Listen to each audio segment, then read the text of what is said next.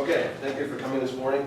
This is not a continuation of yesterday, but it's the same kind of ideas yesterday. We're going to go into the workshop activity and look at how we used it, what we did with it, what the students did with it, and at the same time, some of the results that we got from it. And good morning. And then at the end of the presentation, or towards the end, we're going to go through the workshop activity step by step to show you how to set it up. That's for you. And how to set it up and the things that we decided that we would do inside the workshop activity based on what we were doing in the classroom and just some of the decisions that we made in order to set it up. So, welcome to the workshop activity. Okay. So, in this presentation, the research that we did, on one hand, the students are going to be writing an article. They've watched a video, and based on some of the things we talked about yesterday, they look at the video, they get some vocabulary and whatnot from the video, record it on their own, okay, and get some keywords, get some key concepts. On the other hand, the students are going to be making the assessment criteria. And by assessment criteria, what we mean is they're going to be making, inside Moodle is the rubrics. And what this assessment criteria is going to do is it's going to help them assess each other's articles. Okay, so on one hand, they're creating the article. On the other hand, they're creating the assessment tool that's going to assess the article. So when they're looking at the video and when they're creating the article, they're sharing the language. So they're working on their interlanguage. Everybody familiar with wording? Okay, so they're working on their interlanguage. They're practicing their language. They're sharing information. They're looking at key concepts, key ideas. They're getting additional web pages that they can look at. They're getting additional videos. They're getting additional Wikipedia sites that they can share. So they're working on this kind of language. Okay, and then the other side, they're getting language as well because they're creating this rubric. But at the same time, they're working together in creating this assessment criteria.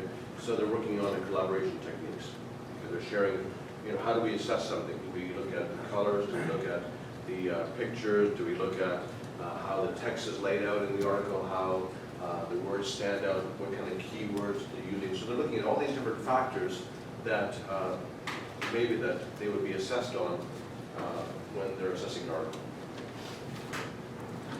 Okay, so putting it together, the assessment criteria that they're building is going to be used to assess the article that they're creating. So there's two sides.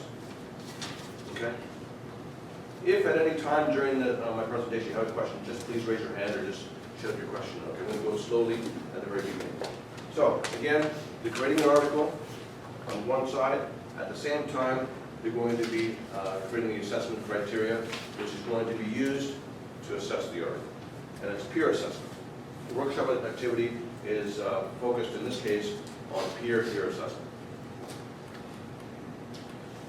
Okay, now, yesterday we touched on this just a little bit, but what we're going to be looking at is what we call the zone of proximal development, which is Vygotsky's concept of basically someone who is better at something than someone else can form this kind of connection which allows the person that's not so good to be able to catch up or to be able to develop their skills.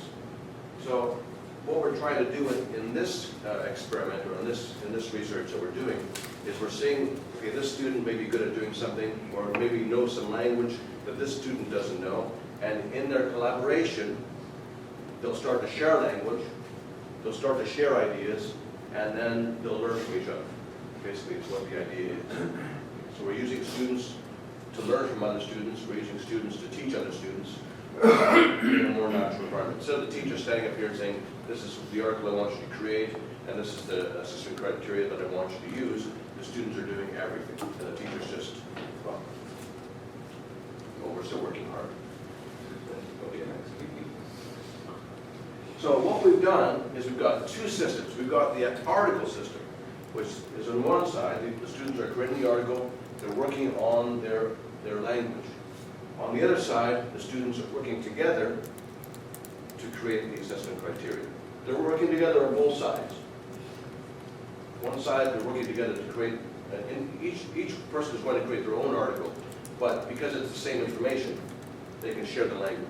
So they're sharing the language to create the article, and they're also looking at sharing the language and learning how to make an assessment criteria on the other side. So they're doing two things at the same time. There's two different systems happening. Okay. All right. So what we're thinking is that the mixture between these two systems, by the end of it, they're learning how to learn. They're learning how to get information that they need, on one hand, to create the article, at the same time as learning how to think about, okay, well, if I'm creating an article and I'm creating the assessment criteria, then maybe if we think that color is an important factor, maybe I should pay attention to the color in my own article. Where if keywords are an important part of my article, then maybe when I create the assessment criteria, keywords should also be an important part of the assessment criteria, and therefore it should influence also how I write my article. So everything is influencing the other side. Does that make sense? Okay, so don't expect you to read all this, but basically we had 4 lessons in the first stage and 4 lessons in the second stage. So the first stage, basically, we did a class survey. What do you guys think about peer-to-peer assessment? What do you guys think about using computer to assess? What do you think about creating your own assessment criteria? What do you think about working with students to get feedback on your own article? So we asked students these kind of questions to get their ideas and to get their sense of their attitudes. They watched the video. They did a quiz to reinforce the video vocabulary, and they started working on their article. Lesson 2, which is what Simon was doing, he worked with the class on creating the assessment criteria. So my class was the video and the article. His class was the assessment criteria. Mark, Yes. real quickly, the article that you're talking about, they're writing, is a reflection on the video? That's right. Okay. In lesson 3, we looked at a second video just to give them some more vocabulary, to give them some more ideas, to prompt them. They worked on their article some more. They did some feedback circles, which meant that, we'll go through this each stage, but they did some feedback circles, which meant that they got feedback from their peers on things that they might change in their article. And then they worked on the assessment criteria some more. And then in lesson 4, they assessed each other's articles based on the assessment criteria that they created. And this was all done using the workshop activity.